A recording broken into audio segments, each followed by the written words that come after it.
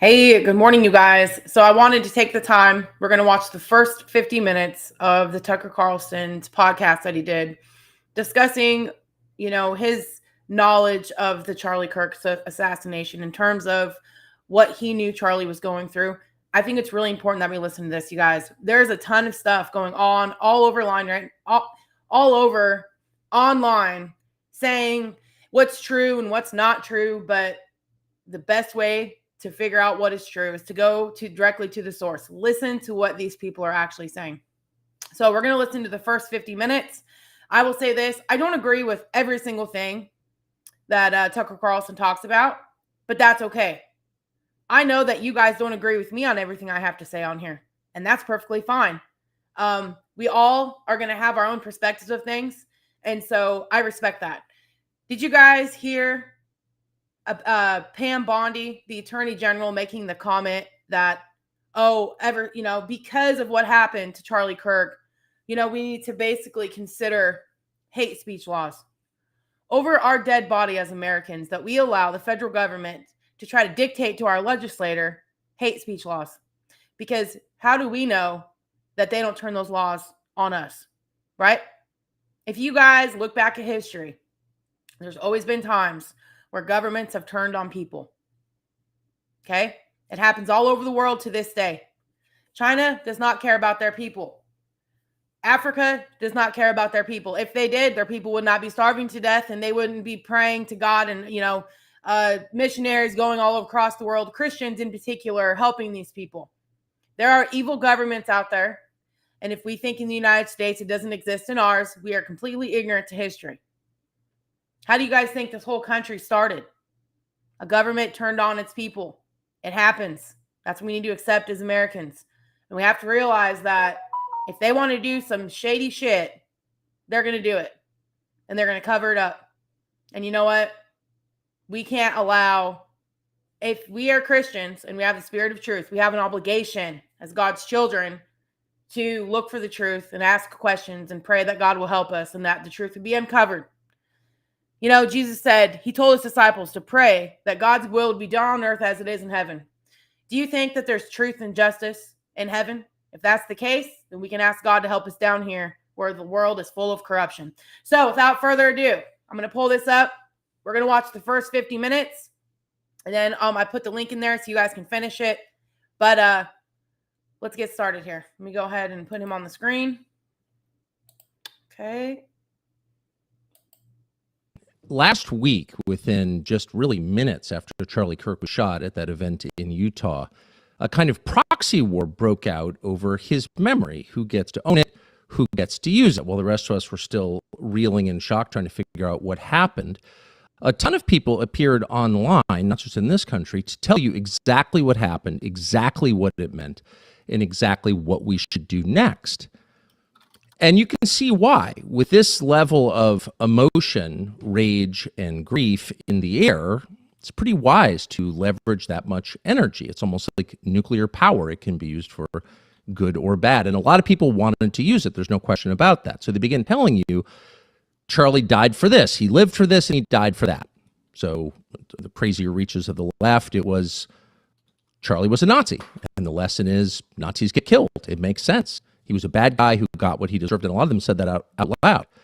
Certain parts of the right immediately told you that actually this was about something completely different. Charlie died for Israel. Many began to say the prime minister of Israel said that, and so did a lot of other people. Charlie was a defender of Israel, which he was, by the way, and therefore he died for that cause. But none of these explanations, all self-serving, are really satisfactory. They don't capture who Charlie Kirk was, and on some basic level, they're dishonest. Charlie was not a Nazi. He was not killed because he was a Nazi. Yes, he was a defender of Israel. He didn't die for Israel, however. Why did he die? What was his life about? What was the sin, the core sin that Charlie Kirk committed against somebody, power, that got him killed in the end? And the answer is right in front of us, certainly those of us who knew him. Charlie's life was defined by his Christian faith. Not his religious faith, not his spirituality, but his belief in Jesus, his life as a Christian. And everything in his life flowed from those beliefs. Everything he did, said, and believed came from the fact that he was, above all, a Christian. And that is and was, and in fact has always been, deeply provocative and offensive to the rest of the world. And why is that? It's worth thinking about it for just a second. Christianity doesn't seem like the kind of religion that provoke people to anger and violence. In fact, it seems just the opposite. It's the world's most profoundly nonviolent religion, maybe the world's only truly nonviolent religion, a religion based on a man who Christians believe was also God, who, as he was being led away to be tortured to death on made-up charges, scolded one of his disciples for fighting back. This is a religion committed to love above all and to living in peace and harmony, truly. It's a universalist religion that believes that every person has a shot at heaven. It's not exclusionary at all. And so you would think it would make sense that if you're a government or if you're in power, that you'd want a lot of Christians living in your country, because they're not going to cause massive problems. Not a lot of sincere Christians are fomenting insurrection at any given moment. Pretty much none, most of the time. They're tidy, they get married, they love their children, they pay their taxes, they're commanded to pay their taxes. So why wouldn't you want a nation full of Christians? Why wouldn't you encourage this religious belief, even if it wasn't yours? Why would you hate it? Well, there are a couple of reasons. There are a couple of things. I'll say this. As far as Christians being commanded to pay their taxes, Jesus said that because they were trying to trap him. And so he used that against them. He says, give to Caesar what is Caesar's, to God what is God's. Who determines taxes? Our legislators. Can they be abolished? Absolutely, if they have the courage to do that. But I digress. Let's continue. It's about Christianity, and these were evident throughout Charlie's public life, that are deeply provocative to the people in power. And the first is the insistence that Christianity comes with inherently, that you are not God. You are not God, and neither are your leaders. Mm-hmm. God is God, and all of us stand before him in the end to be judged, and all of us will be found lacking. Christians believe the only way to heaven is through Jesus. That's the only way. But all of us, whether we believe in Jesus or not, are fallen. We are sinners. We are less than we ought to be. We are not gods, and neither are the people who lead us. Mm-hmm. And this has a lot of implications. The first being, if you're not God, you don't get to do whatever you want. There are limits. There are rules that you didn't write that you. And that's why we have people in our Senate that say stuff like, our rights didn't come from God. Why would they want to push that into your mind? Well, if our rights didn't come from God, who did they come from? They came from a man. That means they have power to take them away. And what is required to have your rights. But if they come from God, that means they can't be taken away. Let's continue. Have to abide by. That's not a judgment. That's a statement of fact. Some call it natural law. It's been the basis of every functioning society since the beginning of time. But the basis of our society is the Christian understanding of justice, which flows from that belief. You are not God. God is. He writes the most basic rules. You abide by them. Period. That's the basis of our law.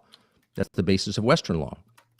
And that is a threat, a challenge to people who would ignore the limits on their behavior, very much including our leaders and very much including the most powerful people in our society, whether they're elected or not.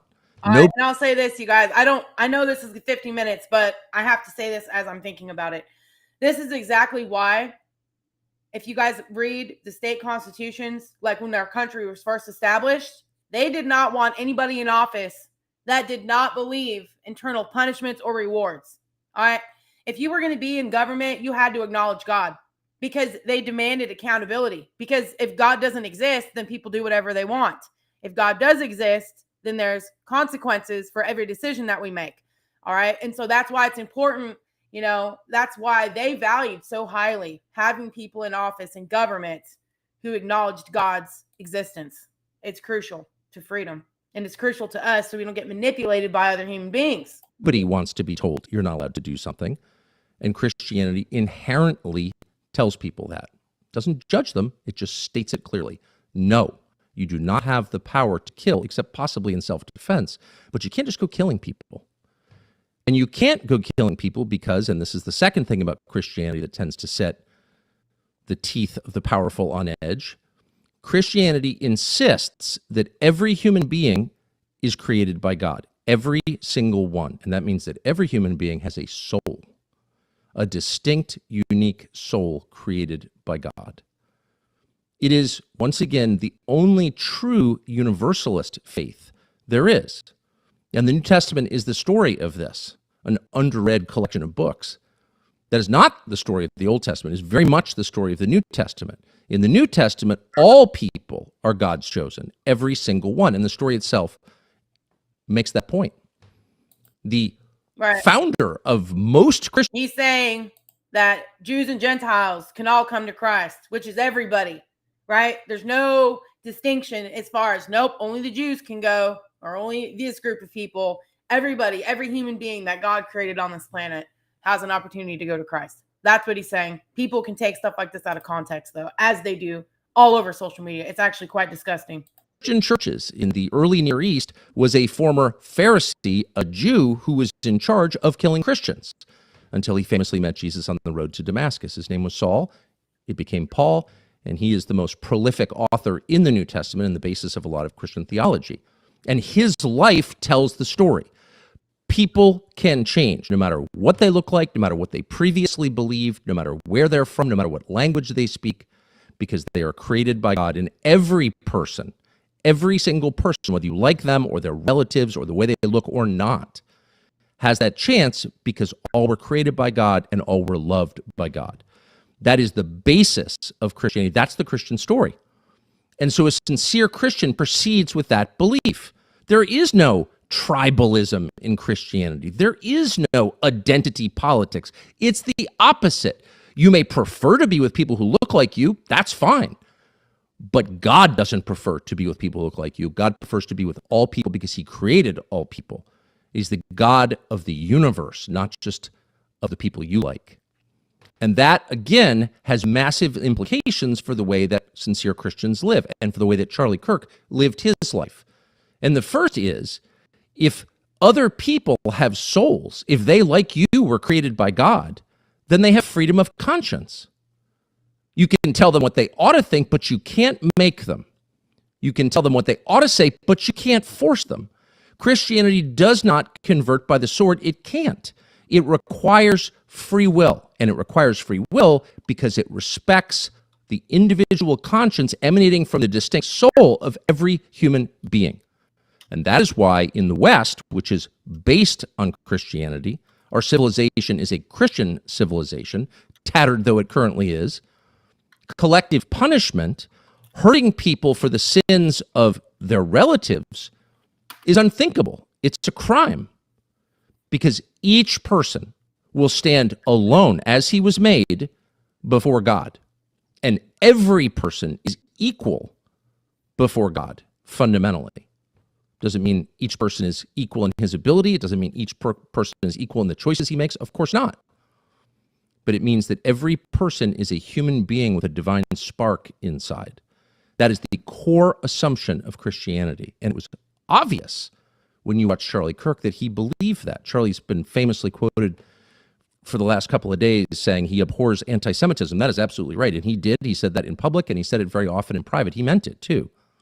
But he abhorred racism and bigotry on the basis of genetics of all kinds because he was a Christian.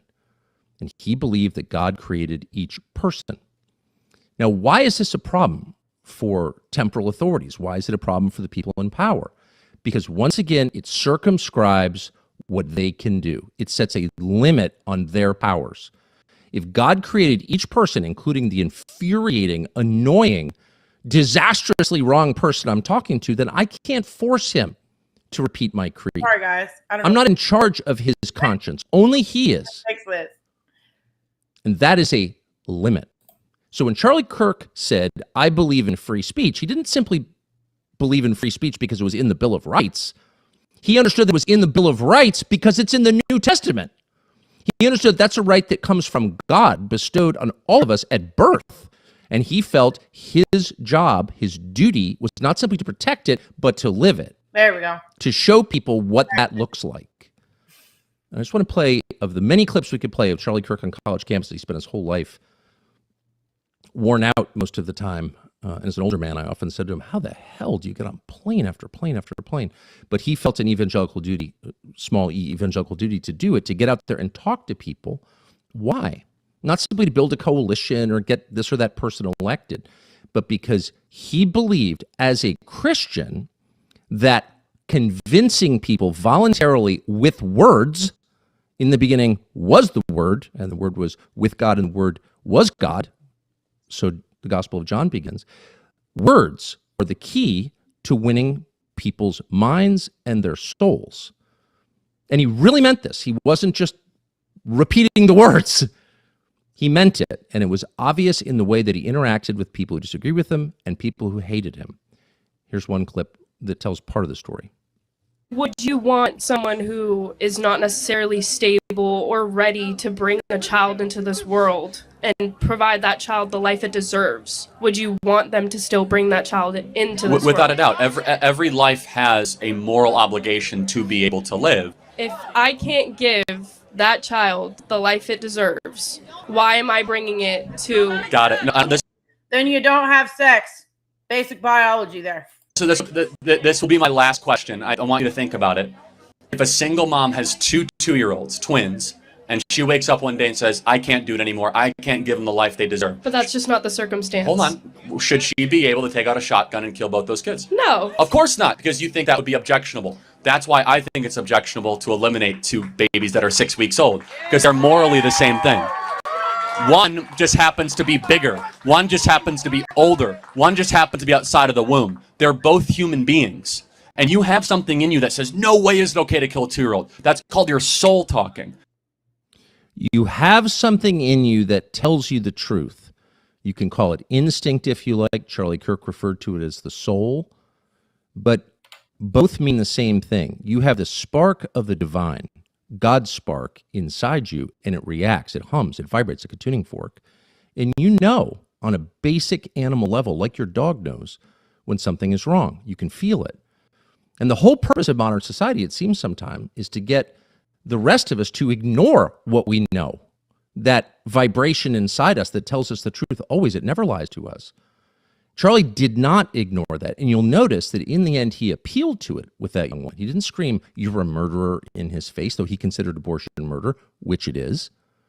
He felt that deeply. This wasn't a performance. He wasn't, another nonprofit phony in D.C. feigning outrage about something. He really believed that taking innocent life was wrong in the womb or in crowded cities, anywhere. He thought it was wrong because his faith tells him it's wrong and because his conscience confirms that belief. And so does yours, and so did hers. So did all of ours. We know when something is wrong. And the people above us shouted us, no, really, there's an explanation for it. That's just your super ego barking at you. No. You know in your heart, deep inside, what every person has known, and that is the murder of innocence is a crime. It's a moral crime. And that girl knew it. And in the end, that was Charlie's appeal. Listen to that divine spark inside you. Listen to your soul speak to you. Turn off the music, get off the drugs, push the distractions, which it's hard to believe aren't actually designed to crowd out that humming inside us. And be still for a moment and accept what you already know, what you were born knowing. Listen to that. Only someone who appreciates the person he's speaking to as an actual human being could speak that way. Notice how rare that is. It's been noted in the past couple of days, Charlie was a free speech champion. Absolutely he was. And I pray that that's his legacy. But I also think it's important to explain why that mattered to him. It was not abstract in any sense. It was central. It was the core. Because consider what it means if you don't respect free speech, which is another way of saying free conscience, the right of other people to make up their own minds about the basic questions of what is right or wrong and to express their views on those issues. If you don't acknowledge the right of other people to do that, and if you take steps to prevent them from doing that, what are you really saying? You're really saying, I don't think you have a soul. I think you're a meat puppet I can control. I think you're an animal, maybe sub-animal. You're a slave. You're a person to whom I can dictate belief. I don't acknowledge that you have the right to come to your own conclusion is another way of saying I don't acknowledge that you're a human being. It's dark. There's nothing darker than that. And trust me, they believe it, the ones who've thought about it. And there are a lot of those. But for a lot of people, particularly those who are just repeating what they think they should say or responding to the momentary rage of the moment. They just throw stuff out. And we've got to hope that the Attorney General of the United States, Pam Bondi, is in that category. She said this just yesterday. Watch. There's free speech, and then there's hate speech. And there is no place, especially now, especially after what happened to Charlie, in our society. There's free speech, and then there's hate speech. This is the Attorney General of the United States, the Chief Law Enforcement Officer of the United States, telling you that there is this other category called hate speech. And of course, the implication is that's a crime.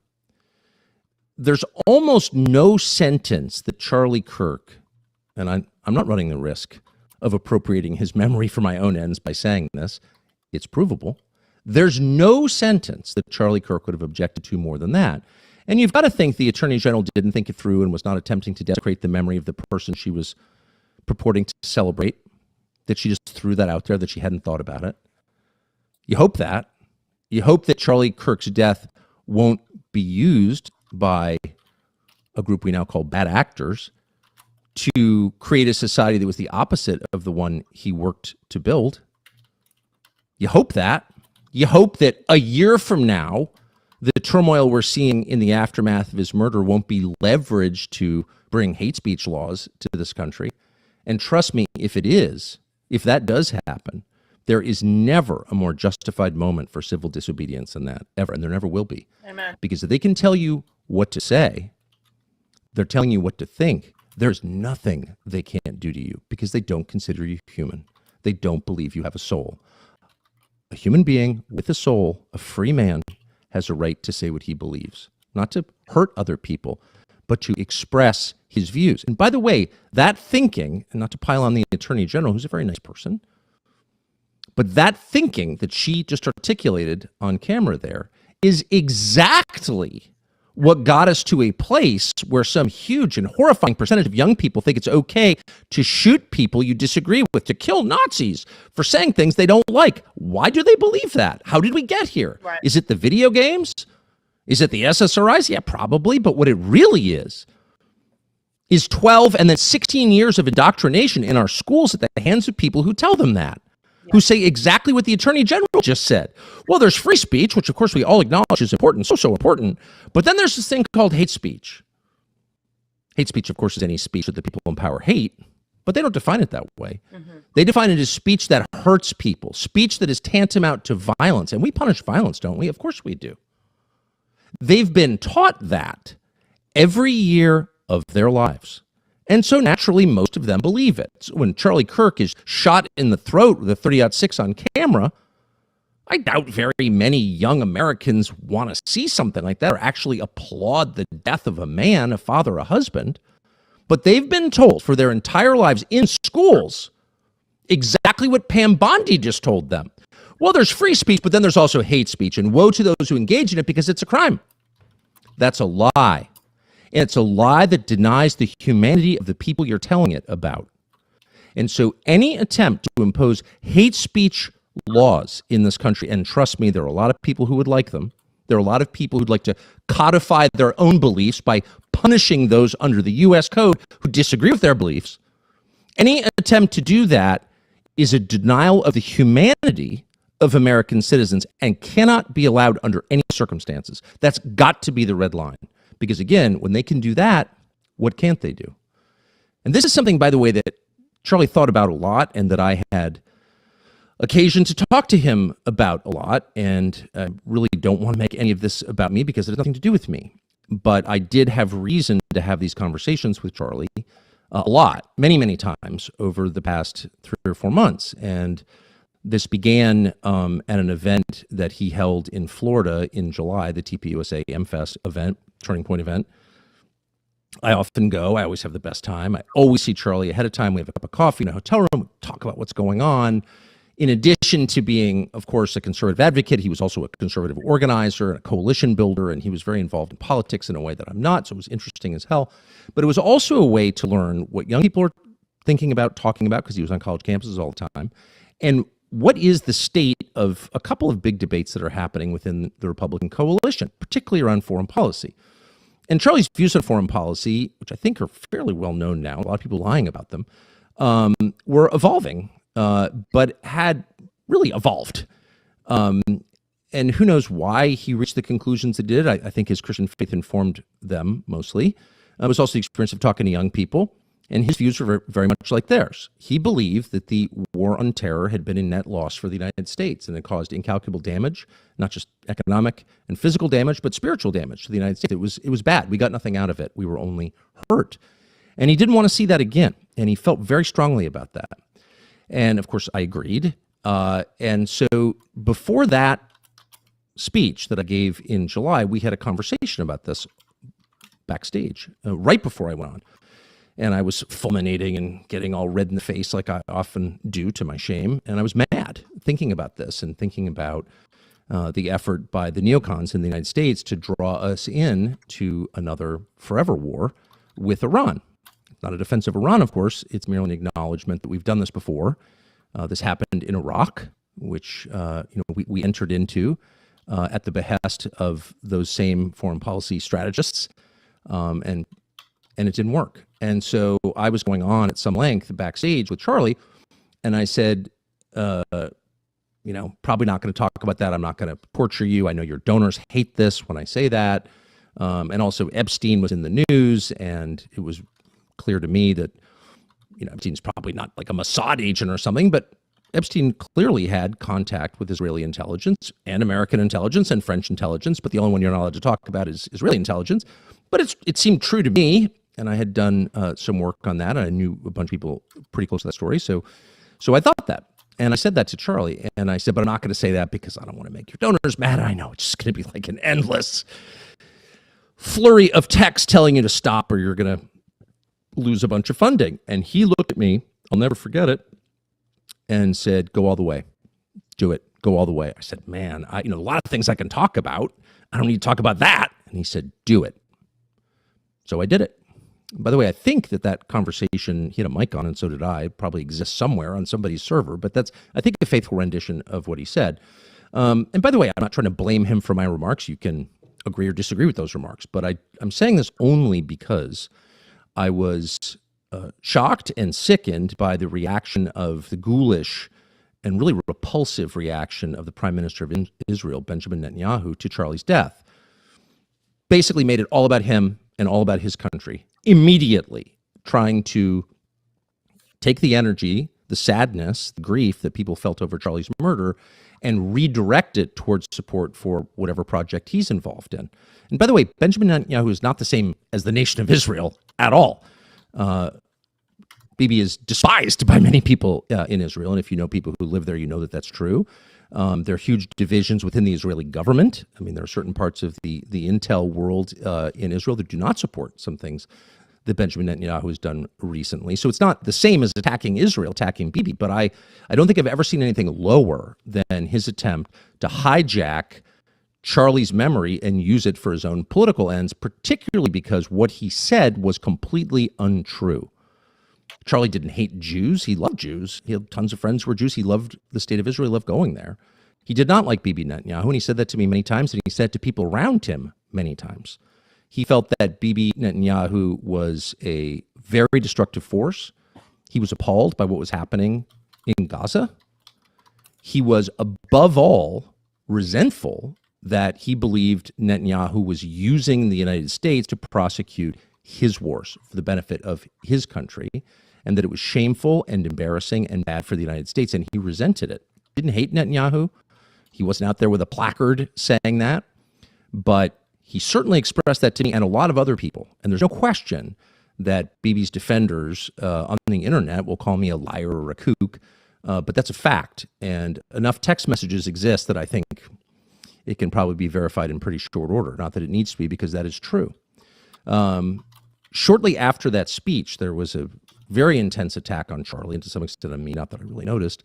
But on him, I have no donors. He had $100 million worth of donors. And so, because he was involved in a different project from just yapping on the internet, which is what I do for a living, he was dependent to a great extent on his donors, of course. It's a nonprofit.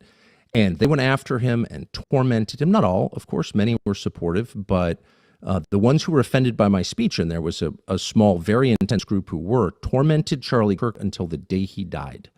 2 days before he died, He lost a So, does anybody know which group of donors was extremely upset with Tucker Carlson in his speech, even though Charlie Kirk told him to say exactly what he did? Because Charlie Kirk or Tucker Carlson was willing not to have that conversation, but Charlie said, do it. It's important. So let's continue. $2 million donation because he had publicly pledged to bring me to the next Turning Point conference in December. So did you hear what he said?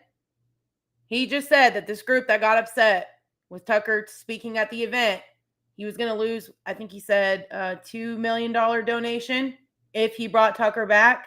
That's where the money thing's coming from. Have you guys seen those reels about Charlie losing certain donors for having Tucker Carlson at his events? People getting upset with that. Who are these people that are getting upset? These are the questions that we need to be asking ourselves. And he told me over the past couple of months he was losing a lot of donations over that pledge. They put out a flyer basically saying that I was going to be at this event giving a speech. And so he would text me and say, man, I'm really taking a lot of heat for this, and people are really mad. The American Jewish Committee called in a statement Charlie Kirk an anti-Semite and, quote, dangerous. Charlie Kirk, an anti-Semite.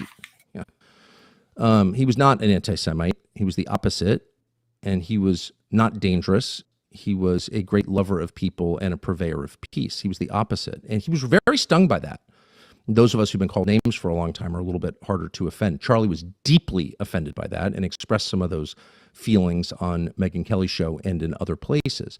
But that did not let up. The reason I'm telling this story is because he called me and then came to see me at my house about this topic. And I said to him every single time, look, I've got my own way to communicate my views. This is actually not the most important issue to me. There are lots of things I can talk about. I don't need to come to Turning Point. I can take a year off, no problem. I hated seeing how much he was suffering, the hassle he was getting from people, and I was being attacked too, by the way. It was a huge effort. I wasn't fully aware of it, actually, because I don't go online that much, but there was a huge effort by people, some of whom I know and have helped, and like Seth Dillon at the Babylon Bee, for example. Someone who had his own problems with free speech, who was famously canceled. I like Seth Dillon. I had him on a couple of times. I had dinner with him to show support. Seth Dillon was out there demanding that Charlie Kirk take me off the roster, pull me off stage, because I had said things that Bibi didn't like or that he didn't like or whatever. Shocking that someone whose whole persona is wrapped up in the idea that we all get to speak, and if you don't like it, make a more compelling case, that person and many others like him were advocating for me getting pulled off the stage because they don't like what I'm saying. This is a trend, and one that we should be really concerned about. It's not just about Israel, by the way, at all. The trend is really simple. People with power don't want to hear disagreement. They don't want to be challenged, ever. That's why we have free speech, to acknowledge that even those of us or people with less power still have a right to talk because they're human beings. You don't own them. So time after time, Charlie would call me or come to see me and let me know, wow, or show me text messages. These people are really mad that you're speaking. And I would always have the same thought, like, I feel pretty moderate, actually. I've never been an Israel hater. Obviously, I'm not an anti-Semite. I just don't want more wars, and I don't want a foreign country humiliating my country and telling us what our laws have to be. I mean, this seems like pretty basic America First stuff, and he would say, I totally agree with you, but they want you... Okay, so how many of you on this platform think that America should be taken care of first? Should we, the tax money that we have, should it be used for American people first? Do you guys think there's any issues in our country? Okay. So I agree with his statement, right? I'm like, what's going on in our country? You guys know that we're $38 trillion in debt, right? Where the fuck are we getting all this money, sending it to other countries when our country is in debt? We are in debt. We don't have the money, right? And so what is wrong with that? Anyway, let's continue. Off the stage. And I would always say, no problem. And he would say, no, it's important. Oh, and the other point he brought up, should other nations influence the laws we make in our country? Should they? Now, I know the United States does it a lot. Why? Because it's all money. If America is going to help another country become a republic, or they like to say democracy, right? Which a democracy is not the same as a constitutional republic. You guys watched that video I did talking about that. They're not the same thing. But when they go to a nation and they say, we're going to help you establish what we have here in the United States. These are the laws you're going to have to make, and we're going to give you money.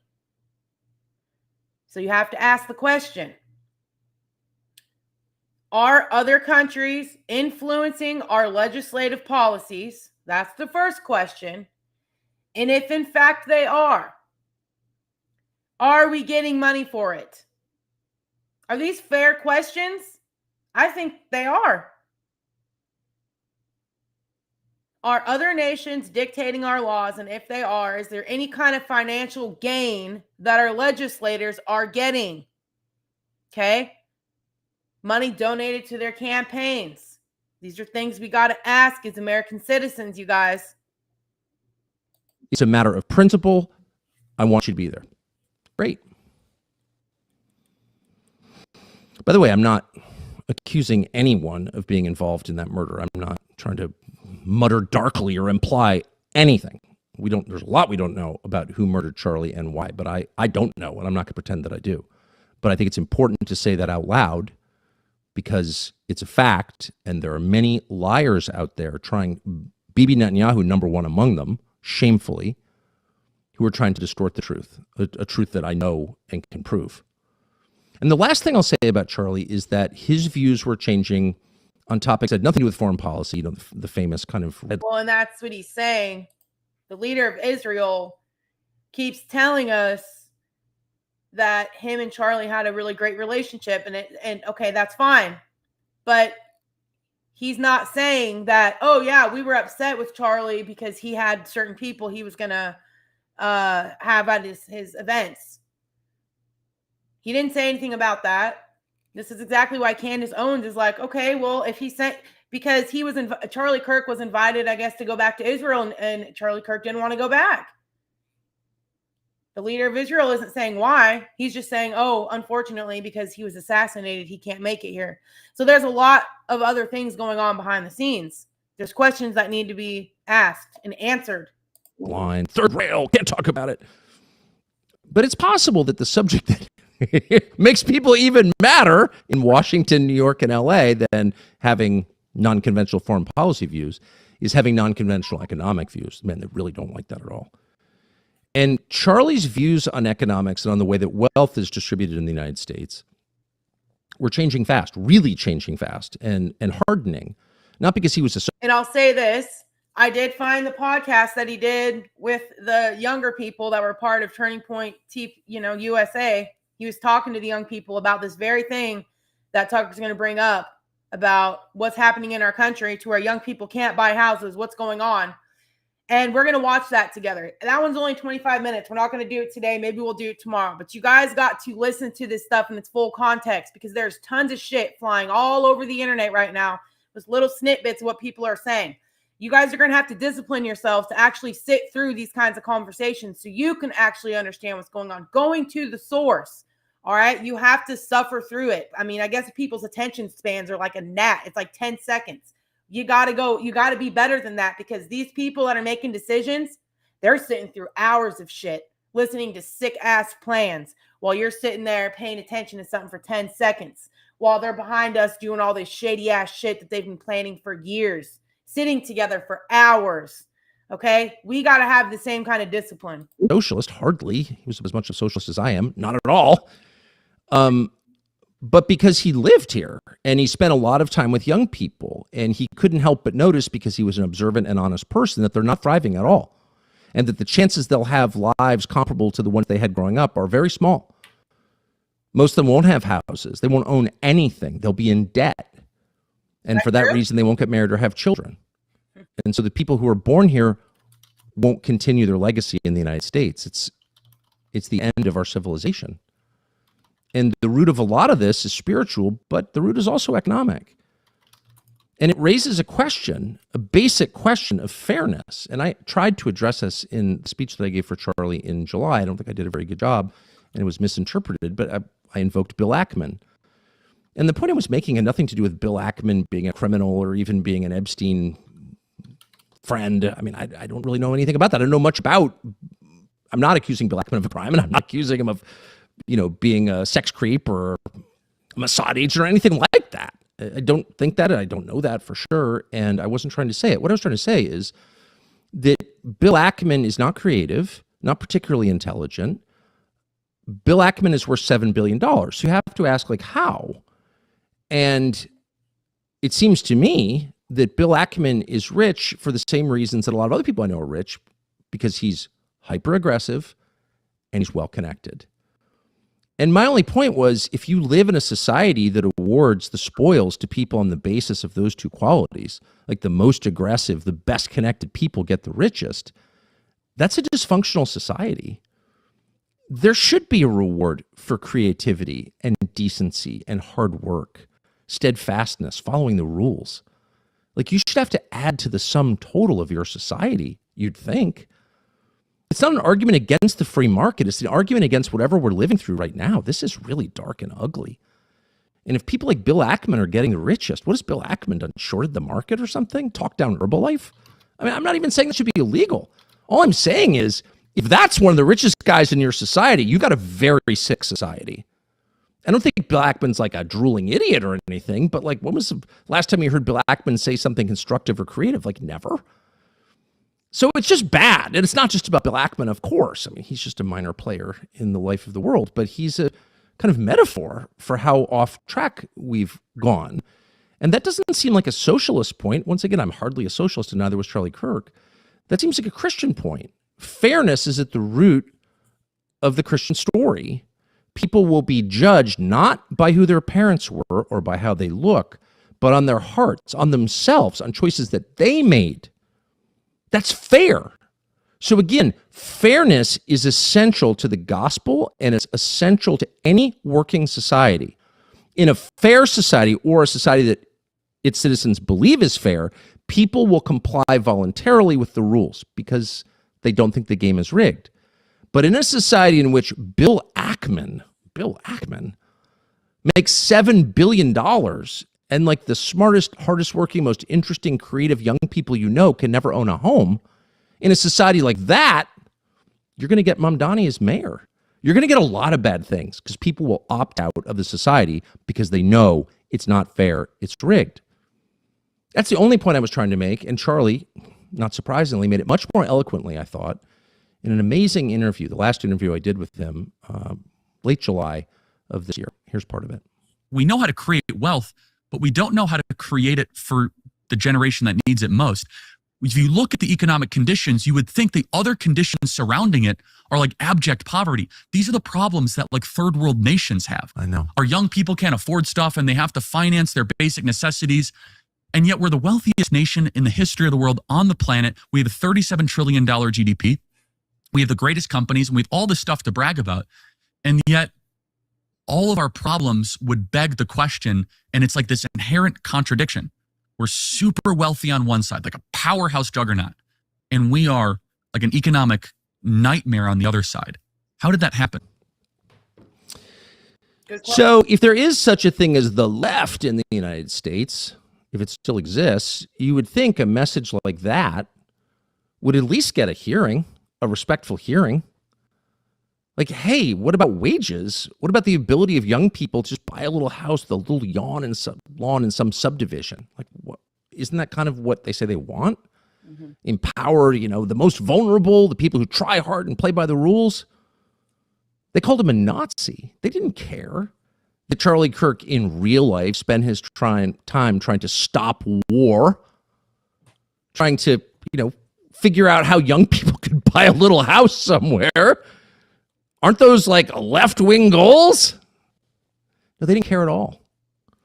And in fact, they hated that because they're for war, because they're for death, because they're for the inequality he described, because it leads to a volatile society that empowers them. Of course. They're not a check on power, the professional left, the trans community. They're the shock troops of power. Charlie Kirk was a check on power. Charlie Kirk, inspired by his Christian faith, stood up to people fearlessly to say what he thought was true. And for that, I will always love and admire him. I want to go down to someone else who loved and admired him and knew him well and played a pretty, I think, important role in the final months of his life, and that is my old friend, Megyn Kelly. Megyn, thanks so much for coming on. Oh, Tucker, thanks for having me. That was a barn burner, man. You hit on some really important big points. I don't even remember what I said, but I meant it. So I just want to start. So you had this experience last week that I've always prayed I never have. You were on live. You were live when the news came in that our friend had been shot in the throat, and your reaction was captured for all time on camera. And I just want to start by playing it. I thought it was just an incredible moment that said so much about you and about him. So here it is.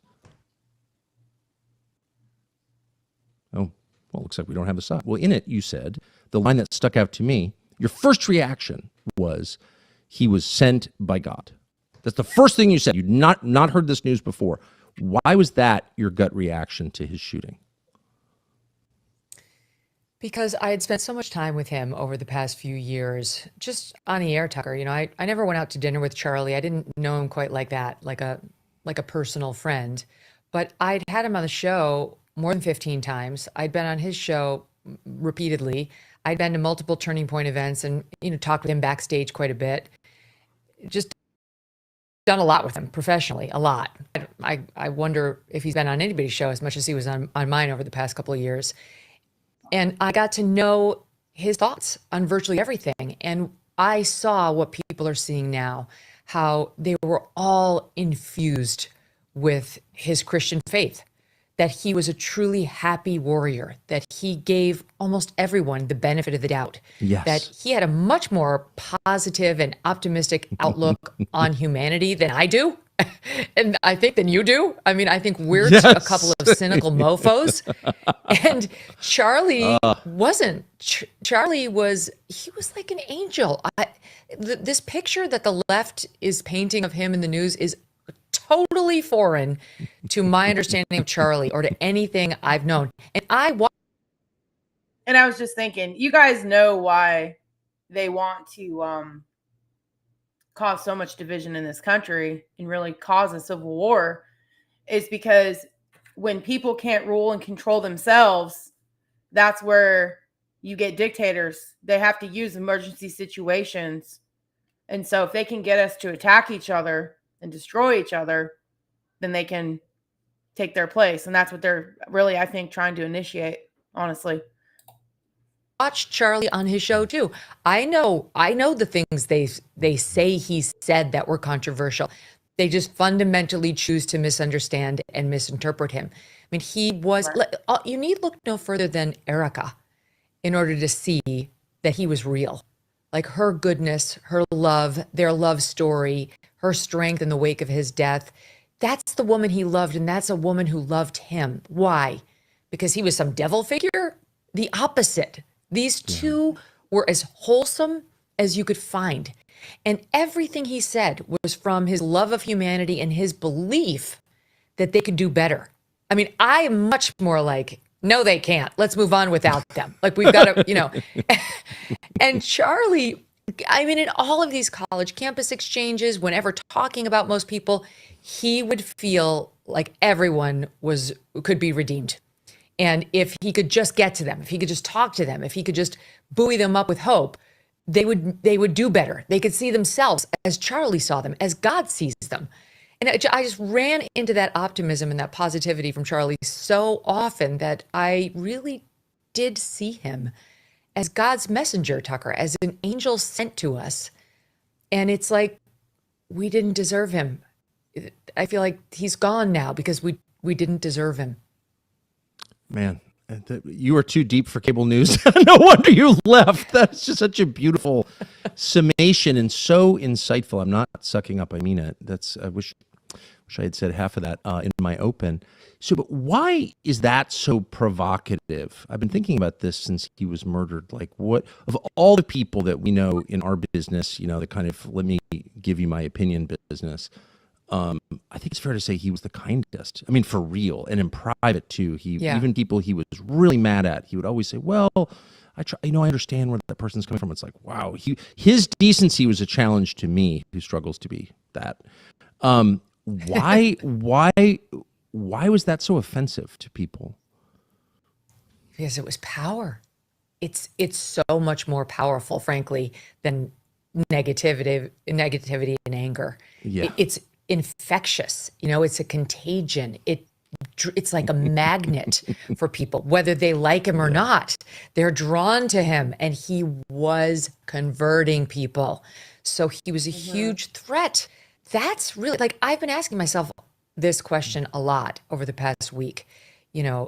Let's take the accused shooter in this case. Yes. And let's say, okay, it was motivated exactly as the authorities say. And he thought Charlie was, quote, too hateful. And this is a guy who's into furries and he's into trannies and he's living with one and, all the things.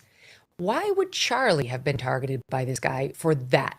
Why would it be Charlie? You say all the same things. I say all the same things. Most of the people in our space and in conservative or independent media say those things. Why? Why Charlie?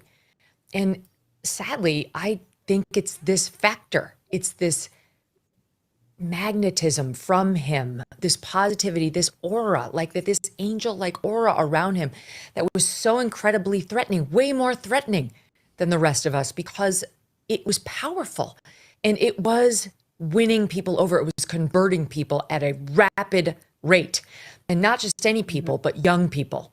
The people who had never been converted before, the people for whom people who talk like you and talk like me had never even tried. They weren't even players on the field. They were seeded in the whole battle. And he said, no, we're not seeding them. I'm going to start at 18 to speaking to them in a way that they can hear and understand me. And I'm going to practice it. For the past 13 years, he practiced. He went out campus after campus. In the beginning, he wasn't as good as he was in the end. He was good, but he wasn't as good. And so it was a skill he developed over time that made him more and more threatening, more and more effective.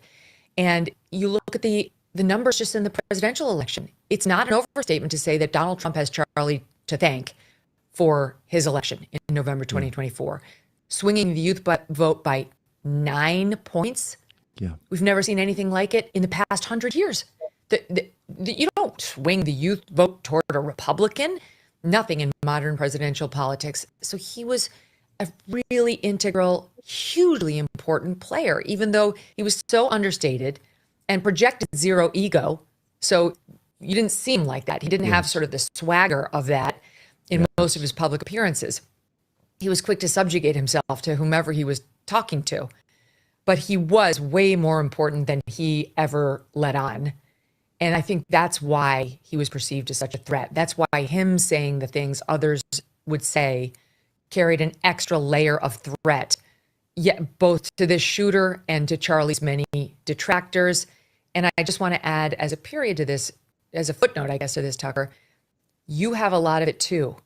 And it is the reason why Charlie is not the only one who's been threatened or was threatened to cut ties with you or not platform you. I too have gotten that, especially since you've been more outspoken on Israel. And I couldn't care less the amount of pressure they put on. I'm like, what are you talking about? Yeah. Well, and it's interesting because both Megyn Kelly and Tucker Carlson, they get framed as being like anti-Semitic, when really they're saying, are we going to continue to fund a war? For how long? I mean, look what we've been doing with Ukraine. Americans who question the war in Ukraine, do you get labeled as hating them? No, because we're asking, what is really going on over there that we're going to continue to fund these wars, right? When we are $38 trillion in the hole, we don't have that kind of money. And just because they bring these types of things up, they get labeled as hating Israel. Well, that's not from what I'm listening. Are you guys getting that from this conversation?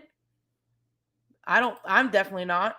Let me know what you This guys is are madness. Why would you want to No. silence such a powerful, important voice just because you disagree with them on one subject, one on Exactly. which we've all watched you sincerely evolve as you grapple with principles you've been espousing for years, like America First, like what's happening to Christians, like what's best for us and our kids here. How do I keep them safe? That's my number one priority. And I've been just absolutely disgusted and recoiled from people who have tried to pressure me on it. It, of course, never happened. But I know from speaking to Charlie, he felt it too. You've heard it from Charlie that he felt, and there is a layer here of nefarious pressure to have certain narratives go only one way Yes. that must be called out and must be fought. Well, I should have said in my open that when Charlie was denounced as anti-Semitic and, quote, dangerous by the American Jewish Committee, you were too. That was a press. I don't know if you've ever even seen it.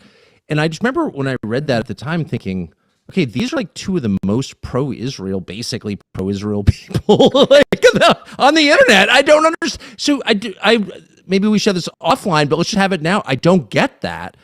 Why would you attack? There are definitely people who hate Israel who are not anti-Semites, or people who hate Israel who are anti-Semites. There's a whole range. And then there are like people who have like, religious reasons for wanting to blow up Israel. Those are all threats. Why would they be attacking you and Charlie? And honestly, I feel like me. I mean, what is that? Why attack people who are pretty reasonable, who don't want to get into a fight on the topic, who just want to like have their country thrive? Why denounce them as dangerous anti-Semites? What is that? And let me just underscore for your audience what I had said. I mean, the sum total of what I had said when they started coming for me, just to show the absurdity of this. I had said on Piers Morgan that Israel was losing the PR war. Yeah. They had lost the Democrats and the independents and were starting to lose the Republican Party in America. And it was time to wrap it up, which was a quote from Donald Trump, who had said it a year earlier when he was still a candidate. Time to wrap it up. That's what I said about Israel. And then at Turning Point at the Student Action Summit with Charlie, we talked all about Epstein in my appearance there. It was all about Pam Bondi, frankly. Right. And we talked about whether he might possibly be an asset for someone. And I said he might be. And Israel, would make sense to me. Didn't know, but that's one of the things we should consider and look at. And that will conclude the list of things I said about Israel. That after 2 years of going on the air and defending them every week, turned some weird crowd into, she's an anti-Semite. So, I mean, F these people, because it's a lie. It was even more of a lie about Charlie, who had said even less than me. He had said nothing, like absolutely nothing. And they use those terms about him because he was on the other side of me when we had that discussion, and because he hosted you, and because he had the nerve to invite Dave Smith in a debate, because he allowed one side to be represented, and he had the Israel side fully represented too. So this was just such an unfair accusation. And I don't know why these very ardent advocates don't accept friendship when you offer it, when you've proven that you are genuinely a friend. I've said openly, Tucker, I don't want to debate. I'm on their side. There's no reason to put somebody on the show so they can convince me that Israel's right. I'm on their side. I agree with that. But in response to those comments, and then ultimately having Marjorie Taylor Greene on, where we criticized AIPAC. I mean, who defends a lobbyist group? They treated me like I was Mehdi Hassan. Not everybody, but like the loudest Israel defenders. And to turn around and call Charlie Kirk an anti-Semite is such a disgusting smear. And you're right, he's young. He was young and wasn't used to being attacked like that by people who supported him and people whose donations are actually really important to the ongoing existence of his organization. And it took a lot for him to say no to them. And it took a lot for him to be honest about the fact that his opinions had evolved. And let's face it, Charlie was like an unofficial spokesperson for the youth of America, in particular conservative youth. And I don't know if people have checked, but they no longer support Israel. And everybody under 30 is against Israel. Charlie was 31. And so as a friend, he's saying to them, the same way I, as a friend, am saying, I am telling you, you've lost Dems, independents, and you're starting to lose Republicans. You need to wrap it up. You've had a 2-year long leash. I know you want your hostages back, but this cannot go on until you have every hostage back. It's just not going to, You're going to lose every friend you have. And that's what he was saying, because that's what he was hearing from his constituency. And so what he did to them was brave and noble to the donors who were very, very pro-Israel. It was brave and it was noble. He did not deserve to be smeared over it. And look, I like you, have zero belief that this had anything to do with his death, but it's part of the larger narrative that you're making, that he was a truth teller, that he was a fearless truth teller, and that there were a lot of pockets when he turned to them and said those truths that grew extremely uncomfortable. And whether it was some too online, disgusting, messed up 22-year-old in Utah, or, you know, somebody who couldn't stand his messaging that was very frank around race or around Islam, whatever, take your pick. He said the hard truths on all of these things. I think a lot of people have to have a really ugly conversation with themselves now in the wake of his death about whether they added to the hate surrounding him. And for Benjamin Netanyahu really tormented Charlie.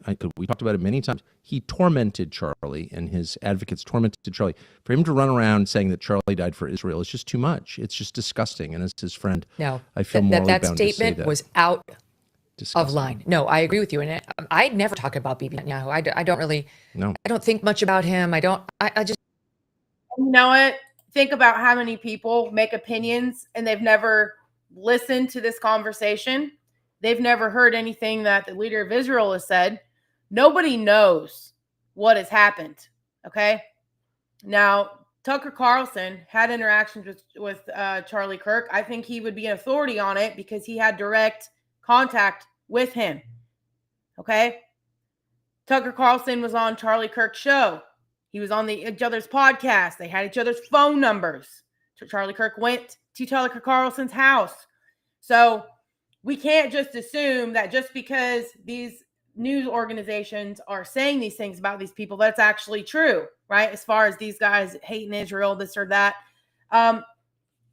If Charlie did, in fact, say no to some of his donors, who were these donors? Sounds like, and one of them got upset, right? Who were these donors? And could the people who got upset with Charlie could have possibly been involved in any of the assassination attempts? Because it's interesting how they always want to frame it as being a trans person who did it. Well, of course, so they can create civil war in the United States. That's what they're going to keep doing. Anyway, let's finish this up. As soon as Kelly's off here, we'll be done. Don't. I had the opportunity to interview him a couple months ago, and I declined. I'm just not. No, I just don't want to. I didn't want to platform him. I didn't actually, frankly, want to do all the work that I would have to do to sufficiently interview him in a way that would be, tough, as I do when I have any foreign leader in my crosshairs. I just wasn't interested. Whatever. For him to do what he did was wrong. It was a moral wrong to sit out there and read part of Charlie's letter and try to have the final say on Charlie's pronunciations about Israel. And he knew that they weren't the full story. And he's a foreign leader. He's not an American leader. So how dare he? At best, you come out there, you say, I'm so sorry for this loss. My prayers to his family. That's it. He was out of line, Tucker. And I, as not even a Netanyahu critic, saw it very clearly and talked about it today on the show, too. Can I ask you about next steps? I'm always wary of people who I just want to ask you about two issues. One are hate speech laws, which I'm paranoid about, but I think we should be. And two is the effort by one person in Congress, Marjorie Taylor Greene, to get the federal government to ban sex changes for children. And she can't seem to get that done. So are we going to get hate speech laws, do you think? Pam Bondi seems to suggest we are. And two, are we ever going to ban the mutilation of kids? So on the hate speech comments, that was an absolutely ridiculous comment she made today. I mean, it was absolutely foolhardy. There's just no way she doesn't know what she said is legally unsound. There's just no way. She was Attorney General of the state of Florida and became U.S. Attorney General and doesn't know that. So it does worry me, because does that mean she's actually pushing for a policy change? Because there's just no way she doesn't already know what she said is wrong. There's been reams of Supreme Court precedent on it. And she knows that. So is this about policy change? She tried to wiggle off of her original point as the day went on, as incoming came almost universally from the right, that she had said something very, very wrong constitutionally and vile as a moral principle. We've been fighting against this for decades on the right. Like, what is she saying? She sounded like a Merrick Garland. She sounded like an Attorney General Kamala Harris would have put in place. And so she tried to pivot off of as the day went on and tried to make it smaller into, no, all I'm saying is violent threats, criminal threats are going to be punished. Well, yes and no. It depends on the threat. There's actually only a sliver of threats that is actionable under law. So you're getting closer, but you're not quite there. You're giving, again, still too wide a berth to attacking free speech. But yeah, it is true that certain threats, true threats, can be ruled unconstitutional. You could go after somebody. So she does worry me. And, you know, Trump was asked about it, and he kind of made a funny joke about going after the ABC news interviewer who asked him the question. But I think Trump will see that there's so much resistance to this on the right that he won't let her do that. He won't let her push for it. And he won't let the Republicans do it. I just have to think Trump reads his base better than she does. Yeah, I agree with that. And speaking of reading your base, and I've got to think the president's for this. I don't know why Speaker Mike Johnson has held it up. But, I mean, we don't let kids get tattoos or smoke cigarettes, but we do let ghoulish doctors who are getting money for doing it mutilate children. Like, why can't Marjorie Taylor Greene get a hearing on this legislation? I don't understand it. I don't know. I don't know the answer to that. I mean, It's not difficult. It's not fucking rocket science. She can't get a hearing on it or get anything passed in fucking Congress because these motherfuckers support it. It's not complicated. Who makes the laws in this country? Which branch makes the laws? It's the legislative branch. It's every single representative that goes to DC. I'm not talking about state reps. I'm talking about federal reps. The ones that go to DC, the ones we always see online and bitch about, especially. There's 435 of them in that represent. 55 are from California, 11 are from Tennessee, right? And they sit in there. We don't have enough people in the legislative branch that are going to say, you know what? We're not going to allow sex changes on children anymore. If you want this to happen, you have to figure out who are the people that got voted in by you, right? Or somebody else, right? Somebody voted these guys in. If you didn't vote, you voted. You decided that whoever was going to get in there was going to be good enough. So if you didn't vote, you're the same problem. Okay. I didn't vote for some of those policies in there, but there's a majority that have. And some people, if we don't get enough people to vote and switch these people out, you're going to continue to get people who can't push legislation through because you need the cooperation of the rest of the legislators. Obviously, what does that say about who's in office right now? It says a lot. It's terrible, actually. Like this, they chalk this up to, oh, it's a spending resolution. We're just going to continue, the spending that's in place until, right? It's like, okay, you're funding mutilations of children. And not just the mutilations that are done with surgeries. You're funding with these, puberty blockers into cross-sex hormones, sterilization of minors who cannot possibly consent to that. And not just sterilization, but actually the end of all potential for sexual pleasure. How does a 12-year-old understand that he's sacrificing that with your weird experiments on him?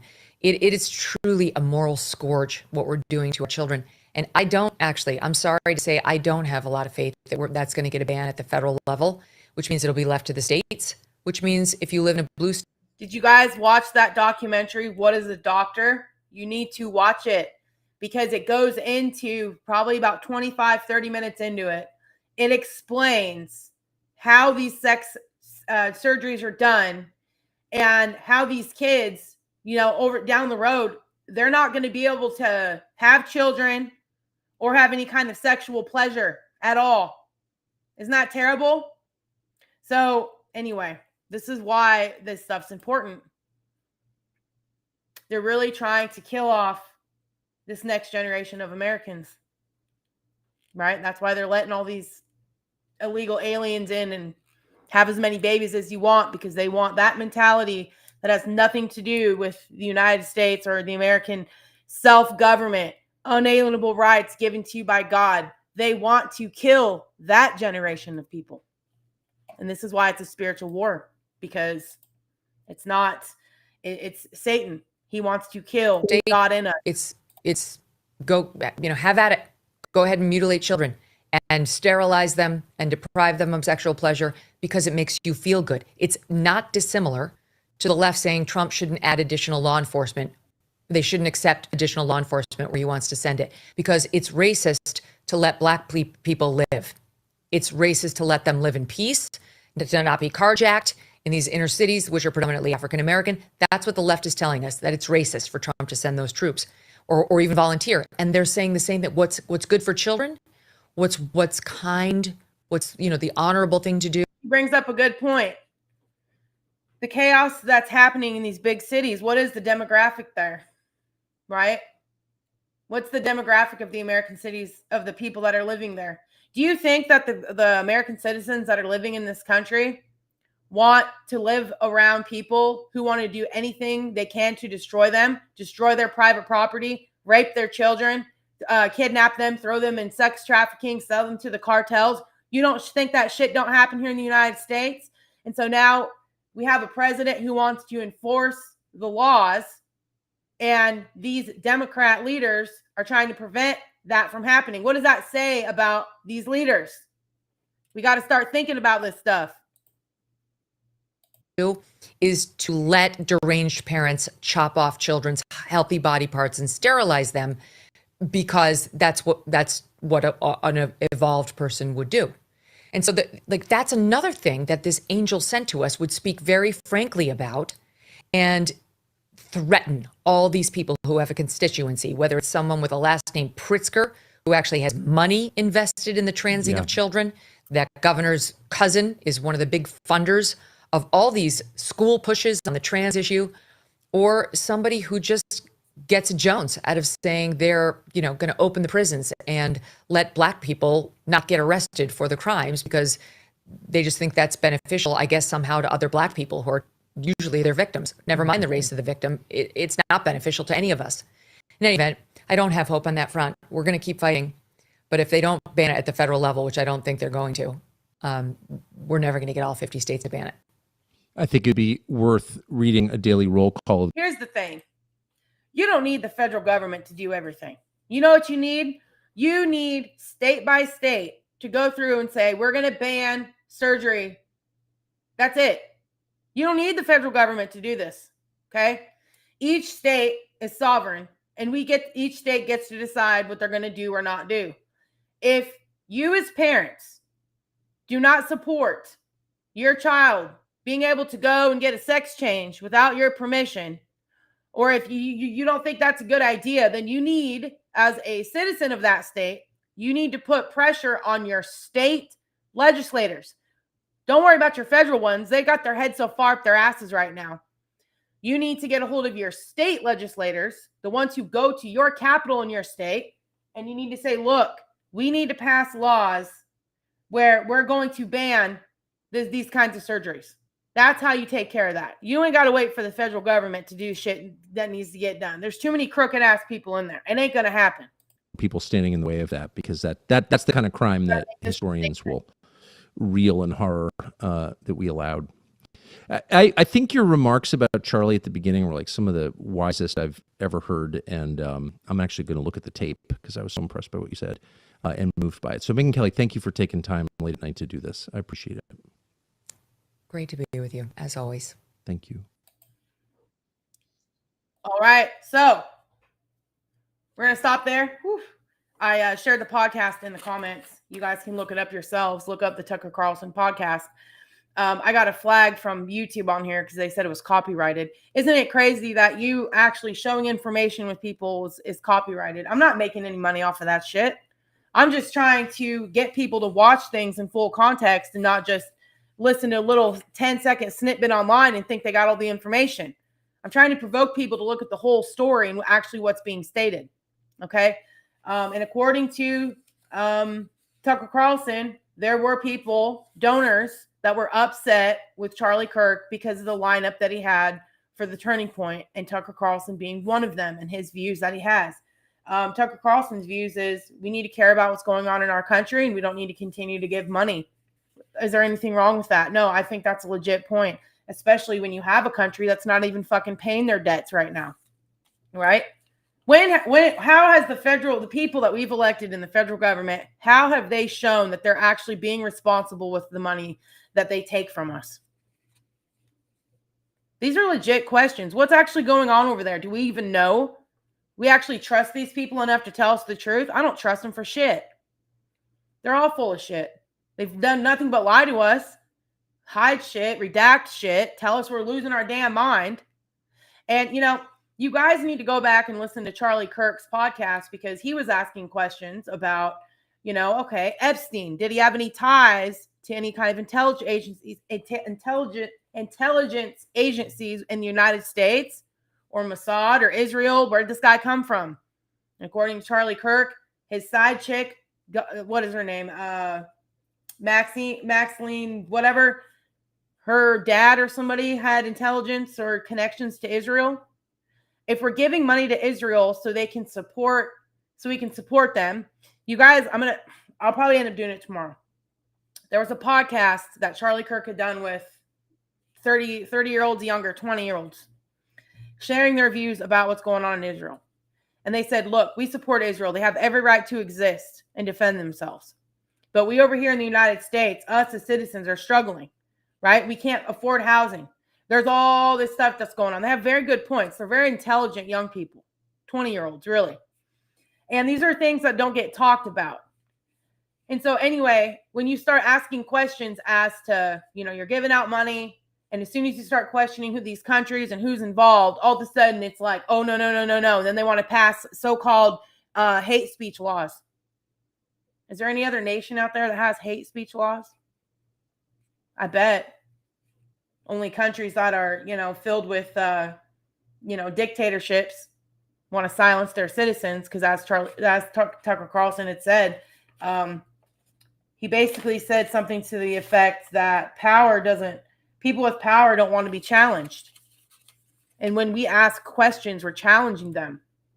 So Mike, it's worth asking, could there be anyone else involved in the assassination of Charlie Kirk? Was it just this guy who they said was, trans, lost his mind, wanted to go on, just go kill this guy?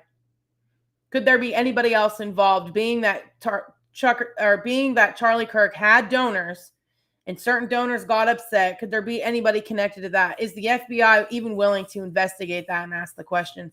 Because I think the American people are willing to ask these questions and figure out, could there have been anybody tied to this situation? Okay.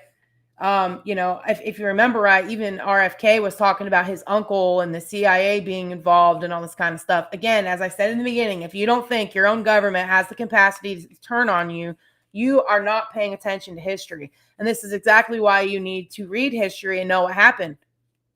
Government turns on their people all the time. Look at the other nations, right? They're like, nope, do what we tell you or we're going to off you. You can't do this. You can't do that. Total control.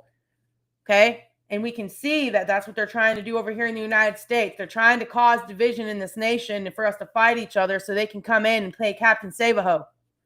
Solve all the problems for us because we don't have enough sense to do it ourselves.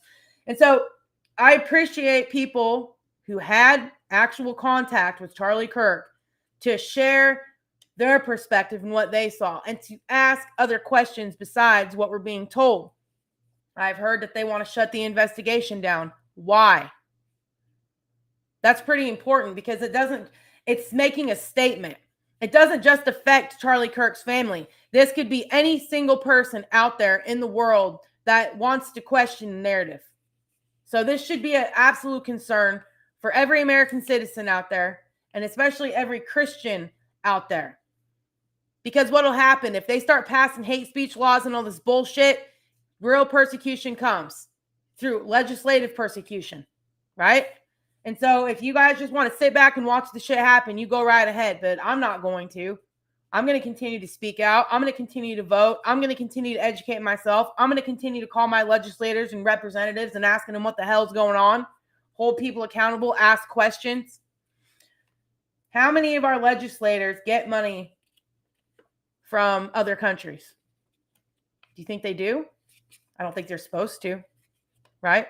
But it's kind of interesting to think about, do we have people in office who aren't working for us? I would say yes. Look at the results and look what's happening in this country. But I think I've said enough, you guys. I appreciate everybody who watched this all the way through. It's definitely worth it. The podcast is in there. Go find the Tucker Carlson podcast. It was basically like life. I'll tell you the name of it so you guys can find it, okay? And you guys can listen to it. Also, listen to the one he did with Charlie Kirk back in July, the one that he referenced. It's important to listen to Charlie Kirk for yourself, and not just, what everybody's telling you. Yeah, Tucker Carlson, it's America After Charlie Kirk. This was September 16th. So find the podcast September 16th on Spotify from the Tucker Carlson show if you want to listen to the rest of it. There's still another 50 minutes left. But I'm going to get off here, you guys. I hope this was helpful, gave you some more information you didn't have. Share it with your friends. I think tomorrow for Food for Thought Friday, I'm going to come back and we're going to watch or listen to the podcast that Charlie did with the younger generation and their concerns with what's going on in the country, what's going on in the world. I think it's going to open your eyes a little bit, give you more understanding as to where this younger generation is coming from. Because Charlie Kirk asked him, he goes, do you think there's anybody in government that's actually listening to you besides Donald Trump? Or he asked him, who else do you think is listening to you? And they all said you. So Charlie Kirk was a voice for the younger people. And so I think we need to listen to what they're saying instead of just the bullshit that they circulate around saying that, they hate Israel and they're all for Palestine, all this bullshit. I don't know what's going on in Palestine. Does anybody know what's actually going on in Palestine? I've heard that there's massacres going on there. I don't know. Is it true? This is shit we got to ask ourselves, even as Christians. If we're going to support countries, what's going on? There's nothing wrong with asking questions. We got to